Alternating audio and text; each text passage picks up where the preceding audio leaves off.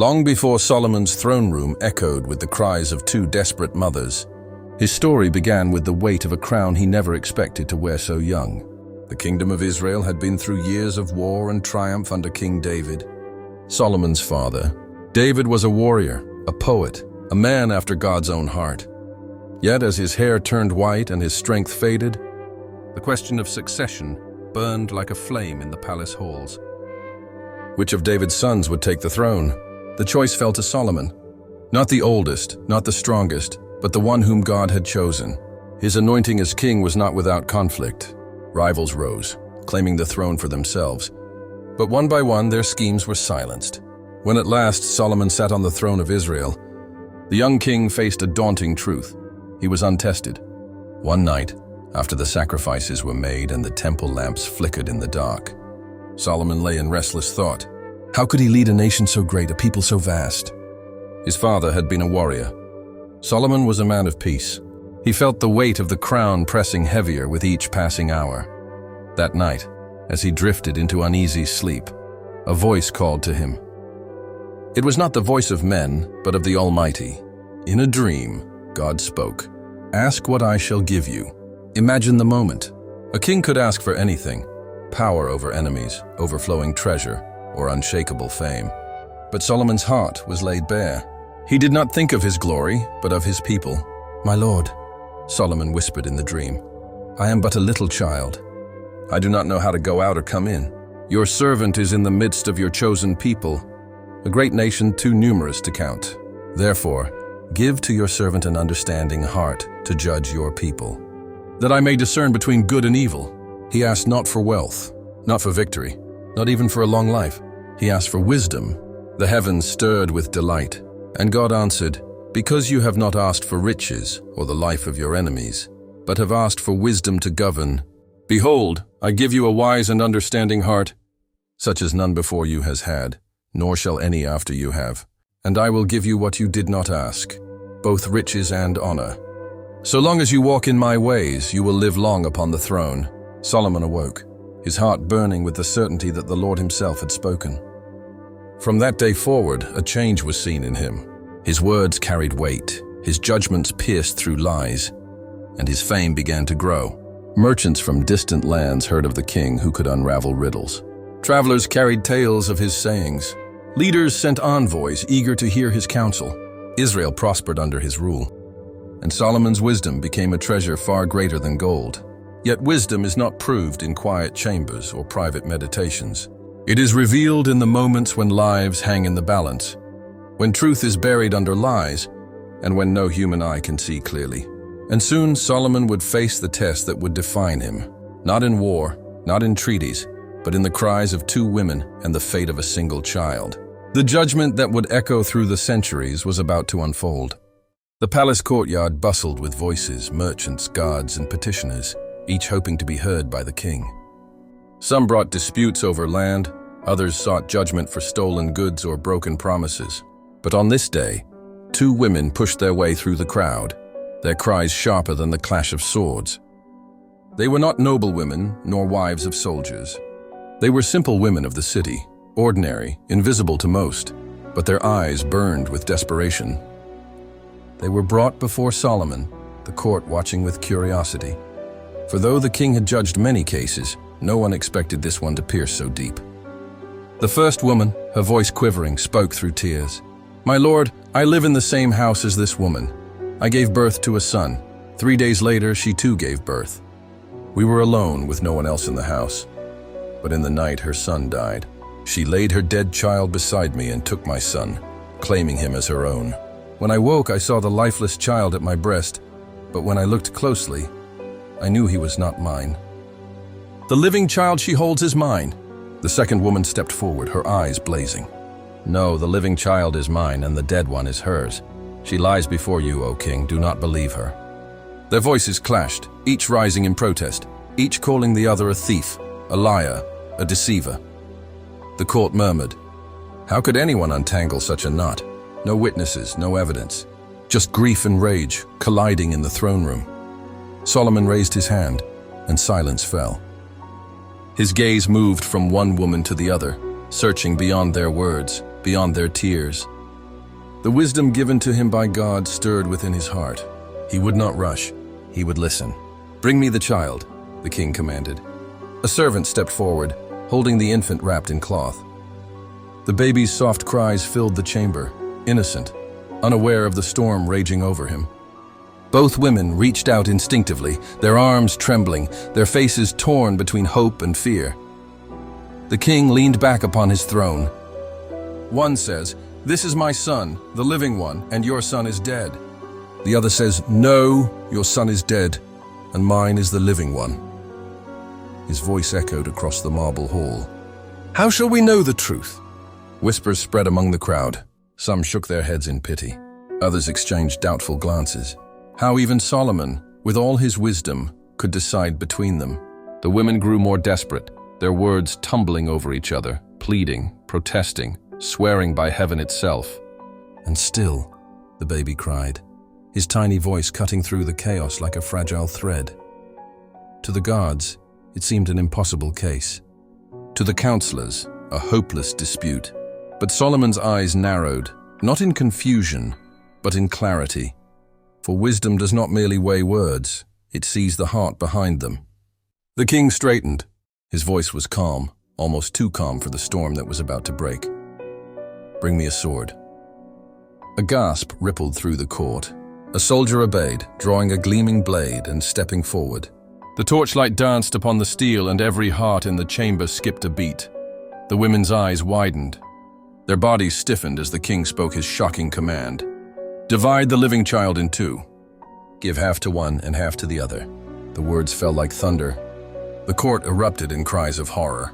Was this the wisdom of Solomon? Had the king gone mad? The guards hesitated, their hands trembling on the hilt. The women froze, stunned. For a moment it seemed the child's fate would be sealed by the very one sworn to bring justice. But Solomon watched. He was not seeking death. He was seeking truth. And in the next breath, truth would reveal itself, not in words of reason, but in the cry of a mother's heart. The throne room had never felt so heavy with silence. The guards stood frozen, their swords catching the torchlight. The crowd of courtiers and servants held their breath, hearts pounding in disbelief. Was this truly the judgment of Israel's wisest king? The soldier gripped the blade tightly, waiting for the command to strike. The child whimpered, unaware of the sword that hung over his tiny life. Then, it happened. The first woman stumbled forward, her hands outstretched, her face breaking with anguish. Her voice rang out, trembling but fierce. "No, my lord, do not harm the child. Give him to her, only let him live." Her cry tore through the chamber like lightning. Every word carried the weight of a mother's heart, willing to surrender her claim, willing to endure loss, if only her child might live. The second woman, her jaw tight, her eyes cold, crossed her arms. With no tremor in her voice, she declared, "It shall be neither mine nor yours. Divide him." The contrast was undeniable. One woman's heart cried for life, the other's heart surrendered to bitterness, and Solomon saw it all. The king rose slowly from his throne, his eyes fixed upon the weeping woman. A silence deeper than before filled the hall as he raised his hand, and the soldier lowered his sword. His voice rang clear and commanding, "Give the living child to the first woman. Do not harm him. She is his mother." The hall erupted with gasps, then cheers, then awe. The baby was placed into his mother's trembling arms. She clutched him to her chest, tears streaming down her cheeks, whispering words of relief and love. Her shoulders shook as she held him close, the warmth of his small body proof that he lived, that justice had prevailed. The second woman, silent now, turned her eyes away. Her deceit lay bare before all. No protest, no defense, only the hollow weight of her loss. Solomon returned to his throne, the glow of divine wisdom upon him. He had not needed witnesses, nor scrolls of law, nor endless argument. In one moment of piercing insight, he had uncovered truth. The court was left stunned. They whispered among themselves, then fell silent again, overcome by the realization. No ordinary man could have judged such a case with such clarity. This was wisdom from God himself. From that day forward, the story spread like wildfire. Traders carried it on their journeys. Shepherds spoke of it in the fields. Mothers told it to their children. The name of Solomon became a beacon of justice and discernment, a king whose wisdom reached deeper than human reason. The judgment was not merely about two women and a child. It was a revelation that true wisdom sees beyond words and into the heart, that justice without compassion is empty, and that a king who seeks goddess wisdom can uncover truth even when it lies hidden beneath layers of deceit. And so, the story of a single child in a single courtroom echoed far beyond the palace walls. It became a legend, a testimony that still stirs the world thousands of years later. The judgment was finished. The child lay safe in his mother's arms, his cries fading into soft coos as she rocked him gently. The crowd in Solomon's court slowly found their voices again, but this time in hushed reverence. They had not just witnessed justice, they had witnessed the wisdom of God himself moving through their king. Word of the judgment spread faster than caravans on desert roads. By evening, the marketplaces buzzed with the tale. Farmers told it as they returned from the fields. Mothers retold it to their children, pressing the lesson deep into young hearts, that a true mother's love values life above possession. And as the story traveled, it grew into legend. Across Israel and into foreign lands, people marveled at a king who could unravel lies with a single command. "Have you heard," travelers would whisper, "how King Solomon discovered the true mother? How he spoke of dividing the child, and in one moment the truth revealed itself." In time, ambassadors from distant kingdoms arrived at Solomon's court, not only to trade in gold and spices, but to hear his wisdom firsthand. They brought questions, riddles, disputes, each hoping to glimpse the mind of the king who could see what others could not. And Solomon's fame grew. His words became treasured proverbs. His reign brought peace and prosperity. But more than his wealth, more than his power, it was his wisdom that defined him. A wisdom that had begun with a humble prayer, not for riches, not for power, but for understanding. The judgment of Solomon was remembered not because it solved a quarrel between two women, but because it revealed a truth that is timeless. Real wisdom does not merely enforce law. It discerns the heart. Think of it.